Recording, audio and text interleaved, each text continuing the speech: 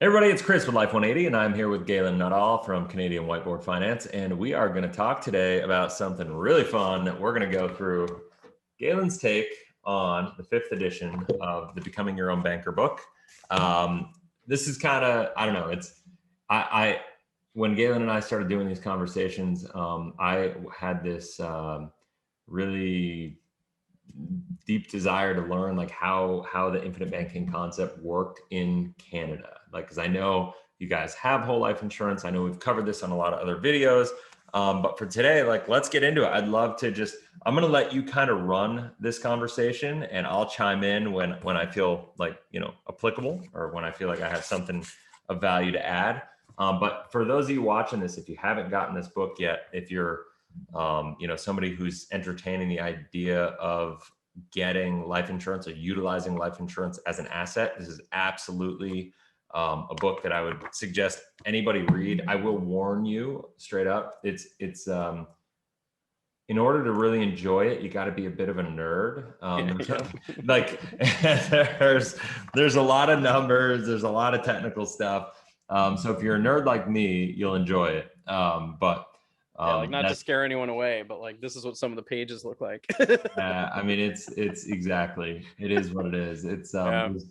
it's a lot of spreadsheets, a lot of numbers, a lot of math. But let's face it, when we're talking about our financial strategies and planning for our future, that's the kind of stuff we have to understand if we want to do it the right way. So Yeah, anyway, for man, sure. well, thanks for being here, and take it away, man. I'm really curious to hear Yeah, for sure. Yeah. So I mean, this is basically a Canadian financial planner's take on Becoming Your Own Banker, fifth edition by R. Nelson Nash. Perfect. And one thing I will say, absolutely, I echo the sentiment of, like, even for me, who I love nerding out on illustrations and everything, it was a bit tough to get through just because, yeah, it's a lot of illustrations, and and the pages are like really big. So what I really liked about the book was there's some financial concepts I really loved. Like he talked about Parkinson's law when it comes to finance, like people's spending expands like to meet their income and stuff. Like I really liked some of those concepts. And it's funny though, because I only read the book a little bit ago, and it kind of shocks people. They're like, "What? Like, how is it that you've only read this book recently?" And I'm like, "Well, because I've understood the concept for quite some time without necessarily reading one of the books that people widely consider as sort of like the beginning, like starter manual around the book." Mhm.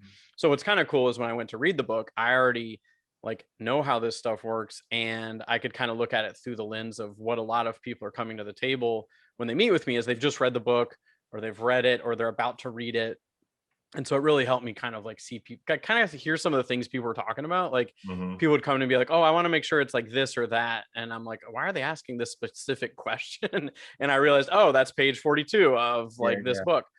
So one of the first things off the bat that I really saw is like the illustrations in this book are from the year 2000, and they address this in the introduction where they're like, you know what, we get there, they say it on the basically halfway down the left right hand side. It's like most of the illustrations were developed in 2000 and represent dividend scales in effect at that time.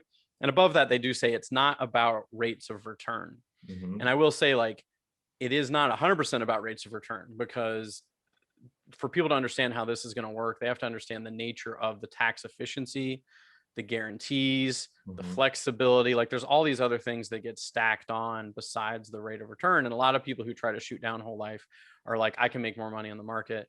And I'll say, yeah, sure. Like I can find a balance, a diversified portfolio that on average is going to have a higher rate of return, but it's not necessarily going to have all the same tax advantages, Right. borrowing capabilities, guaranteed component of growth, vested growth. So that's one of the first things where it's like, yes, the illustrations might be a bit outdated. The cool thing, however, though, so like as we were talking before we hit record, dividend scale was higher in 2000 than it is now. But Right. what's cool is, at least as I was kind of comparing some of these illustrations to ones I can run today, with some of Mhm. the flexibility that exists with the companies I work with of putting more cash value into the policy, like more of the premium towards the cash value, it actually mimics it more closely than if I didn't have that flexibility. So it's Yeah. but I think it's a good note. Like, yes, the illustrations are based on older dividend scales, but it's also not just about rate of return. Um, the other thing he talks about, which is awesome, is he's like, how come this falls under a different category than a lot of the investments or accounts that a lot of people widely invest in? And he talks about how the tax code has been around since 1913, but these things have been around for way longer than that. So we were jamming out a bit about that. And the year Oh, 1848 seems like a popular year. Like 1840s somewhere is when most companies that are still around in Canada yep. started this. Not all of them, but most of the ones. I mean, the ones that I use are typically the The ones. big mutual companies seem to have all Yeah. started back then, it seems, in between the 1840s and 1850s. Yeah, for sure. And so to put that into context, you use the example of that was before the American Civil War. Um, Mhm. the telegraph was invented in 1844. So you think about these things have been around just a little bit longer, like a little bit less long, like just 4 years shy of being around as long as the telegraph. Like just think about the way the world was in 1848. And the companies I use have paid out a dividend every single year since they started, which is like a long time ago. So you look at the Which is a stability of that. big statement. Like, Yeah. like everybody worries, and that's the thing is like dividend rates have gone down, right? So you just talked like they were in the 8 to 9 range earlier, in In the 2000. They've 2000s. Yes. come down, dividend rates. Let's say they're 4, 4.25, 4.5, 5, whatever it is right now. So they've come down since then. But if like the market ebbs and flows, right? Like Mm, the fixed market is ultimately what drives dividend rates, right? And so while it's not a conversation about what the rate of return is, because it's not an investment. I think if you're thinking about rate of return, you're thinking hmm. investment, right? What you think about with whole life policies is storage vehicle for capital that's going to be safe, right? And if you look at all the banks that have failed over the years, heck, all the banks that have failed just in the last 20 years, Yeah. I looked at it. I was talking to Barry Dyke, who wrote Pirates of Manhattan, and we were talking about it.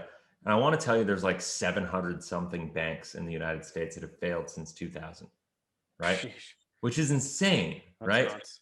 And so if you think about that, and granted, there's FDIC and all that Sure. stuff, but if you have a lot of money, that doesn't even help you completely. I mean, you can only insure, I think it's like up to $250,000 per account or something like that.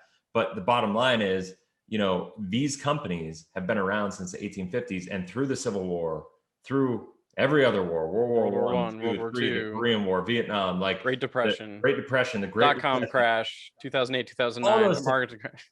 dividends get paid, right? Like think about the power of that over how long has that been? I mean, 18, 19, 20. It's like we're like 160 something years, probably 160 something years. Yeah. 160, 180 years, 100, almost yeah. 170 something years. And 170 so years. Yeah. when you look at that, it's crazy. It's super powerful to me that these companies are able to do that. But I think the important thing to understand is when you look at this, and I have to say this because you were talking about like rate of return is Mm-hmm. important, but it's not important. This is not about rate of return Mm-hmm. because this is about understanding that we live in a financial world where there are all these moving parts, where if you play part in the financial system the way that the powers that be want you to play, the bankers want you to play, like all those people, because when you put money into a bank, they make money off you, right? Absolutely. When you utilize this kind of system, you're putting your money in a situation where it's going to mimic whatever the fixed rate environment is, and the performance of your account is going to coincide with that fixed rate. So if interest rates are going low, like we are right now, the performance and the long-term growth is going to be bad. But the beautiful thing is you participate with the general fund of the insurance company. And so as dividend rates go back up, because, or I should say, as the fixed rate environment goes up, as interest rates increase, which, I mean, I guess we could have a video just on what's going to Yeah. happen No. with that. But like, as they do, or if they stay flat, whatever it is, the account, you always have to have a safe vehicle where you can store capital, have liquidity, use and control that money that's going to get a good return. So if you look at the alternatives for safe money that you have liquidity, use and control of, Mm-hmm. you have a savings account that'll earn you 1/10%, maybe. And then Mm-hmm. you have this that'll get you, your real, I know everybody says, oh, it's a guarantee of 4%, but you have charges and all that stuff. Yeah. I Yeah. know if you can get a long-term right now internal rate of return of say 3.5 to 4%, that's pretty good. But that's beating inflation. So that's what you want with your safe guaranteed liquid money is Yeah. beating inflation, Well, right? yeah. I mean, and I mean, one of the things, like, yeah, definitely, like you're saying, like it's when people are like people are going a bit down the wrong path if all they're Hmm. focused on is rate of return. Because I tell people straight up, like, sure, you can get a higher rate of return somewhere else, but that's not the only thing we're talking about here. Like it's there's Right. other things, and it's like you're saying, like it's a whole conceptual shift on how you're using your money. Right. And even if we were to go down the road of invest in, like, try to do some sort of apples to apples thing, one very fascinating thing has happened as interest rates have been dropping. There's these really cool charts of what does it take to get X% in the market, 20, like the year 2000 compared to today. So just to give an example, if Mm. someone says, hey, I want to get 6% in the market, like I don't remember, I have one, it's sitting around, it's kind of old. So up here we have these things called GICs. They're basically the same as CDs down there, Okay. guaranteed, you put your money in, you get a guaranteed amount at the end. Gotcha. It doesn't keep up with inflation. You get taxed very heavily on it. It's the worst taxed vehicle to use. You lose all of the growth gets tacked onto your income when it comes due. It's brutal. Like it's brutal. Like it's basically like I'm going to take the money I could have bought something with today, and I'm going to wait 5 years, and I'm not going to be able to buy the same thing. I'm Why? not going to Why have does enough to buy anybody that do same that? thing. They just feel like it's safe. They just feel like it's safe, right? Like why do people do Yeah. CDs? They're like, oh, it's going to be safe. It's going to be guaranteed, but they don't realize like a lot of the impact of that. So what I was going to say is like in the year 2000, and to get 6% in the market, you could have a lot of guaranteed stuff in there because it's like, yeah, guaranteed rates were really high, back like interest rates were high. So the guaranteed investment things were really high. Now Mhm. to get 6% in the market, the guaranteed stuff is going to drag you down. Like you're going to have a very small wedge of anything guaranteed in a Oh, totally. 6% portfolio. So if Totally. you compare it to that, like to get a dividend in the 4 to 5 range is actually quite good compared to how you're Mhm. going to try to get it out in the market. And then the other thing, yeah, so I mean, that's a big thing for people to understand is like as interest rates fluctuate, so do mortgages, so do, guaranteed savings vehicles, so do bonds, like they affect all these different things. And the cool thing is if you dive deep, like I've nerded out on what's inside of the participating account, Mhm. and it is fascinating. Like the fact that they're able to get that kind of stability with what is considered to be a fairly conservative type of investing is very cool. Like I know that up here in Canada, sometimes so the company I work with has the largest account in Canada. It's bigger than all the other companies combined, and they will loan like money to airports to like refurbish an airport. They will loan money to like hospitals because like these hospitals need all this money, and it's like we need all this money to like redo our whole hospital. That's like tons of money. They go to places like the participating account of insurance companies. And they're like, hey, can you loan us like millions upon millions of dollars, and we're going to pay you back? Like it's a pretty cool thing they can do with all that money they've got. Yeah, it is. Like, here's the thing: is like you go to some of these companies, they have billions of dollars in their reserve, in their general funds, and the hard part is when we a lot of people ask me, they say, how does and I like I said, is about U.S. companies, but how can a company do a 4% guarantee? Now they just actually changed Section 7702 in the United States, so they can actually reduce that guarantee if they want. I haven't seen a lot of companies do it yet. They've stuck with the 4% guarantee, but they have the flexibility to do so now if they need to. Um, but when they ask how they can provide the 4%, you have to look at insurance companies have a long-term view, right? Oh yeah. And the markets ebb and flow. And what people are missing, if you just go, I mean, we were just talking about interest rates in 2000. That was whatever it was, 20 years ago, 21 years ago. Like, Yeah, 20 that's years how ago. bad I am at math today. Yeah. So, like 21 years ago, but if you go back 30 years, in the 1990, you were saying the dividend rate was about over 12%, It's right? 12%. Was Yeah. the average. So like if you look at that, remember the dividend rates coincide with the fixed markets. So if the dividend rate was that, my guess was interest rates at that point in time in the United States, the federal funds rate, whatever the fixed markets are, whatever the bond markets, whatever that general account, whatever that insurance company is able to do to get a good conservative rate, it's always going to ladder through. So think about this. Yeah. Yeah. Or it's always going to, I guess, flow through. So right now in 2021, we have to look back and remember insurance companies are always, they have fixed assets. So in most fixed assets, what do you have to do? That money gets tied up, right? Mm-hmm. So while you're getting liquidity of money, there's always Mm-hmm. like the general fund is allowing us to have liquidity of money, and they're taking the brunt of investing in these fixed assets to give us this performance. Does that make sense? Yeah. No, that's a really good point. Yeah. So what's happening, and that's super powerful. So what's happening is 30 years from today, 1991, let's say dividend rates were 12%. That means the fixed rates were higher. That means bond rates were higher. That means that general Mortgages, everything. Yeah. everything was higher. But that general fund is always trying to manage risk in whatever the current environment is, right? And so they're saying, what can we get for a bond right now? And they're projecting where's the interest rate environment going? And they go, it's going down. And I know this, I've talked to so many actuaries about this. Oh yeah. So they know it's going down, or they knew it was going down at the time. So then they say, wow, if we could buy a 30-year bond right now, lock it in at 12%. Absolutely. All day long, right? Yeah. And so they would take any money that, matured, that, became liquid in the general fund. They would buy, not all of, they wouldn't use all of it for it, but they'd use a good portion to buy, to lock in a 12% return. So what's happening now, 30 years later, that 12%, when people go, why are dividend rates dropping so fast? Because the interest rate has been low for the past 10 years. Yeah. Why is it happening so drastically now? It's because over the past 10 years, all these 30-year-old, 20-year-old bond investments are maturing. They're maturing, yep. Nowhere to put them. Exactly. You can't replace them. Can't replace them. There's nothing to do. So now what they're doing is they're finding corporate junk bonds. They're finding like all these other things, and trying to be creative on how to get returns, And so like my mindset though is we're at the bottom. I don't know how long we're going to be here. It's been a decade now, and I think things have to go up, so. Yeah.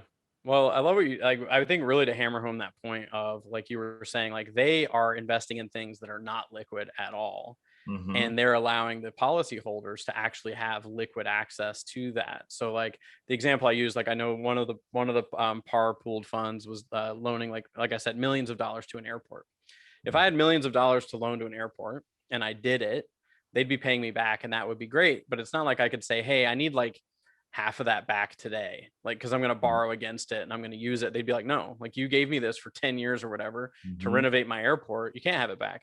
But like you said, the cool thing is the policyholders can do exactly that. Like they're invested in these, they're invested in a way that provides the stability and the liquidity in a way that you cannot do out in the market. And I really like that's a really cool thing to really get across. And just like you said, interest rates, like back in the 90s, I don't know what mortgages were, but if like they're probably north of 10%, if that's where things were. And like I remember I found an old pamphlet. It was a GIC up here that was like 7.5% back in the 80s. And I remember I showed a slide one time. I scanned it and I put it on a slide, and people were like, oh yeah, those are the good old days. And I'm like, yeah, but like what was your mortgage back then? Like what was your not credit card, but like what was your mortgage? What was your, like what were all the things in your life that you were borrowing? Like it was really high. What was inflation like? Like it all goes together. It wasn't like there's this magical world where you just had free money. And exactly like you're saying, those 30-year-old bonds, same thing. I mean, I'm sure it's happening all over the place as those come due, because sometimes people say, oh, this company, is illustrating a higher dividend or whatever. And I'm like, yeah, like probably because they've just got a few more years. Like they snagged up a few of those 30-year bonds a little bit later than everyone else. They lucked out. It's going to come down. Like they're going to, and they can't replace it. So the other thing, when you talk about the actuaries, it's kind of funny. So at one point in time, one of the companies I work with, like I went to head office and like, did some stuff there, and they're like, who do you want to meet in this company? And like a lot of people who had been asked that in the past would say, oh, I want to meet like the vice presidents, or I want to meet like, these kind of like bigwigs. I was like, I want to meet the people who design the participating whole life pooled fund. And they're like, okay, like no one's ever asked that before. Dork. And what's that? They're saying, thanks, dork. Yeah, sure thing, nerd. Like you don't want to like, try to like boost your career by meeting with one of the bigwigs. I'm like, no, I want to have breakfast. I said, and I used these words. I said, if there is a Yoda of the participating account, I want to have breakfast with Yoda. And I was like, that's what I want. And sure enough, I did. I met with someone who'd been doing it for ages. I came with like, so every company comes out with a financial facts every year. I had 3 years worth of financial facts, like underlined, dog-eared, like everything I could find literature wise. I brought it and I was asking questions, and it was I had a blast. Like it was like one of the most memorable conversations around finance I've ever had. We're both geeks like that. Yeah, like I gobble up the financial facts when those come out. Like I look at how things are invested, and like the specialists I work with are like, man, Galen, like I don't usually have to dig these things up for people, because I mean, for me, I really wanted to understand this stuff, because when I became an advisor, some of the people that were putting this in place, I felt they were overselling it to a certain extent. Like they were making it sound like I think they were not being completely accurate with the way that they were positioning it. And so I was like, I'm going to dig deep into this stuff to make sure I understand it, because I was like, the bare minimum knowledge that I had, it just felt too good to be true. So I Hmm. was like, until I can feel like I understand why it's as good as it is, I'm not going to be able to put it in place for anyone. And so I just kept Sure. digging and digging and digging. Then finally I was like, okay, I understand how this works. Yeah. I understand how it works, and now I feel confident in helping people put it into place. Cool. And so that's why I called her Par Yoda for years, and I gave her a Yoda figurine at Nice. one point because I was like, "You're the Par Yoda." I don't want to be like, That's amazing. but yeah. And so I mean, one other thing I will say, which is pretty funny, that happens is I will have people, Nelson Nash doesn't talk about whole life insurance in this book until page 20. He talks a lot about the concepts and like the philosophy, and then on page 20 he talks about whole life insurance. And so it's Hmm. kind of interesting, sometimes people come to me and they haven't 100% grasped that like the core concept is whole life. Like I think it depends on how many of our videos they've seen, I guess, and like how much Yeah. reading they've done. But it is interesting how sometimes people come to it, and I usually refer to it offhandedly as par insurance. Mm. And so then people I guess that might also throw people a little bit, because I just kind of say like par, and they're like, "What's Yeah. par?" And I'm like, "Oh, it's short for participating." Yeah. Here's the thing that I look at is like sales wise, right? Like I don't care if it's life insurance or financial strategies or buying your car, how you buy your house, or whatever. It's like the principle of human nature is people make decisions emotionally and then they validate those decisions with logic, right? And so I think the biggest thing that I love that he doesn't talk about whole life insurance until page 20 is the fact that this isn't like, let's just get away from what we think to be true, right? Let's get away from should I invest in a qualified account? Should I buy life insurance? How should I do this? How should Yeah, I? yeah, Let's take a step back and let's just talk about the principles of money, how money works, the movement of money. How are you saving? How are you investing? What order are you doing what in? Where are you putting your money? Where are the vehicles? Like what does all that look like? Because when you understand, when you take a step back and you think about not what product do I need, right? Because you don't know what you don't know, right? And you absolutely. start thinking about what features do I want? Like, what are my needs? Not like what product do I need to solve but Yeah, what are my needs and yeah, what features do I need, whatever I'm looking for to perform for me? And I'm telling you, you can run through these lists. Maybe we do that in our next video. We do this list about like what people actually look for in yes, a financial account, in a financial vehicle. And then when you look at checking all the boxes, now whole life insurance doesn't check every box, but it checks more than any other financial vehicle out there. yeah, And when you look at it like that, and if you go at it, and I've done this with hundreds of people, literally, where I'm like, okay, do you like, and I give them a list and I go check every one you want, whatever, and they check it, and then I say, okay, and I'll go through the list and be like, could you live without that, like prioritize them for me, basically, right? And all the ones that they pretty much like check off and they go, okay, that's the least of the priority, has to do with investments, and all the ones that they want to stay with and they want to like keep, you know, are what is provided in a whole life policy. yeah, So it's like yeah. think about it from that perspective. And I think that's why he doesn't talk about whole life, because Oh, it's not absolutely. about what is the vehicle, it's about what are the Yeah. features and what are you needing in your life to Oh, absolutely. And I think I've told you this story before, but like I do estate planning talks. Mhm. And one of the biggest things that can help with estate planning is whole life insurance. And Mhm. just like you said, like you don't know what you don't know. If Mhm. people come to the table asking for what they need to hit the goals they want, Yeah. rather than like, and like you said, the features, not the products. If people come to the table with the products, they're almost always going to come to the table with the wrong ones, or even focused on the wrong thing. Like if I ask the average person, hey, if I ask like every Canadian, like, is your financial plan working? For the ones who say yes, and if I ask them why they think it's working, Mhm. I can almost guarantee you that they would say, I'm getting a high rate of return at a low cost. Like that's what almost all of them would say, because that's what's peddled out there as like good choices. You're Yeah. getting a high rate of return and you're paying a low fee. Like I would say that's like most of the ads out there and like everything out there, high rate of return, low fee. A lot of those people are not thinking about whether they're ever going to hit their goals or not. Like Yep. that just shocks people when I actually ask them that. Like they're just kind of left dumbfounded. If I'm like, are you actually like closer than you were a year ago? Most people don't know. And so yeah, so when I give estate planning talks, one of the biggest things in Canada, like you said, like RSPs, most popular place to save money. A lot of people are going to lose half of it when they go to pass away. Like for people who have a large amount saved up, and if they don't manage to empty that account during their life, probably going to lose about half of it. And so I show them the problem. I'm like, this is the problem. Like, you saved money. Congratulations. You did what everyone else was doing. You probably even did what your advisor told you to do, which was to max these out nonstop. Yep. And now you have a problem. If you live long enough, you can go, like if you live long enough, you can use it all up and you can be left with not a lot of money, and hopefully you time it right. So you like run out of money close to the end of your life. If you don't want to, and most people don't want that. Most people are like, yeah, I'd rather not run out of money the year before I die. I'd rather like have more safety in my world than like watching that deplete. So a lot of people are going to still have a lot no matter how long they live. Like if they're good savers, they're probably not suddenly blowing through it all.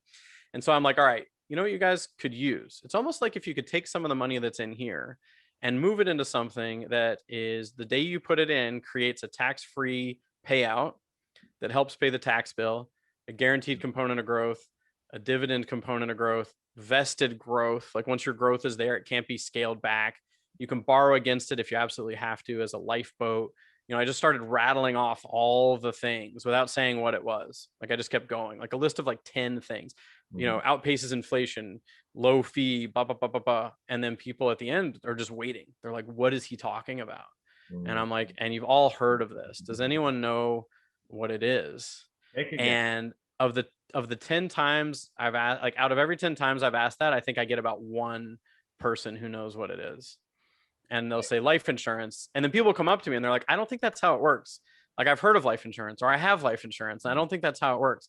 That one person will come up to me and be like, yeah, my parents put something really amazing in place for me when I was a kid. And that's exactly what it is. Like that's usually the context the one person that knows what I'm talking about has, is that they have it and they love it. And everyone else is just kind of dumbfounded. Like, and I mean, I've had people be like, how long has this been around? Like, is this new? Like the way this works? I'm like, no, not new at all. Well, I look at it look at it like the journey of our lives, right? We have the accumulation phase that we're going through. We have our kids. We want to make sure our kids get through school. We want to make sure they get a good start in life. Then we have, we kind of hit our peak earning years during that time, and then we hit retirement and kind of the distribution phase, and then eventually we're going to pass away, and then it's a transition phase where we want to pass our legacy and the inheritance onto the next generation, right? And so one of the things I always tell people is, in that journey, life insurance is the only way. A properly structured whole life insurance policy is the only way that you're going to be able to guarantee that what you want to happen will happen when you want it to happen, whether or not you're here to see it. And that's a fact. Like there's no arguing it. Like there's no other financial product in the world that will do it. And it is what it is. Like your needs will change, right? Your needs will change based on what phase of life you're in. But whole life insurance is so flexible and provides so many benefits that you can utilize it differently in each stage of the game. So it's pretty awesome. Oh yeah, that's why I call it the multi-tool of financial products. Like it's so flexible. And just like you said, like I'll meet people. This happens a lot with business owners I meet with, where they've started from nothing. They've created a profitable business, and they want to do everything they can for their kids to inherit as much of the business as possible. I don't know what it's like in the States, but up here, if you started a business from scratch and you're trying to hand it off to your kids, it is brutal, because usually the business is deemed as sold when the person passes away. Like all sorts of things happen. Now, when people come to the table, there's some stuff we can do from like a corporate share, trust, like fancy stuff standpoint. But honestly, like the whole life component, and whole life is usually a component of that. Like we're going to figure out a way to restructure shares and corporations and holding companies and trusts and all this stuff. But really, everything we do is completely supercharged when we're able to put whole life insurance into that as well, because we can only do so much with these trusts and like these things that have come out where you can kind of like take the taxes and spread it out over time rather than take it all in one year. But like I meet people all the time. Like, I mean, I met a guy the other day who's lots of investment properties, which are great. Investment properties, fantastic. But he's like, Galen, like he's like, I bought these things in the 90s and like they're worth a lot now. I'm like, yeah, man. And Nice. I was like, have you ever heard of capital gains? He's like, yeah. I was like, yeah, you're gonna lose 25% of the growth just automatically, like no matter what. Mhm. And he's like, yeah, I'd love to pass this on to my kids. I've worked so hard to create this Totally. empire. And I'm like, all right, like we can do some of the stuff around corporate structuring, but at the end of the day, it's the whole life insurance that's going to solve the problem, like hands down. It makes the biggest impact, that's for sure. Like dollar for dollar, there's nothing else in the world that'll do what it'll do. That's just the Yep. reality. So, Yeah, well, it rock is. on, man. That's awesome. Anything else before we go? I No, know. I think that's good for a starting like a starting overview of the book. Yeah. As you mentioned, like I really like, yeah, definitely. I love how it does start with like concepts, and I'm a real big fan of the Parkinson's law when you get to that part of the book. Like I really Mhm. liked that part of the book for sure. But yeah, no, I think that's a good starter on the book for anyone who's reading through it and wondering, what are some of these caveats that are in the book? How much do they matter? So yeah, for sure. Rock and roll. Well, guys, thanks so much for being here. If you like this video, found value, please hit that like button so it helps the algorithm. If you haven't already, make sure you hit the subscribe button, click the bell. That way you get notified every single time we launch a new video. And until next video, have a blessed, inspirational day. We'll talk to you soon. Take care.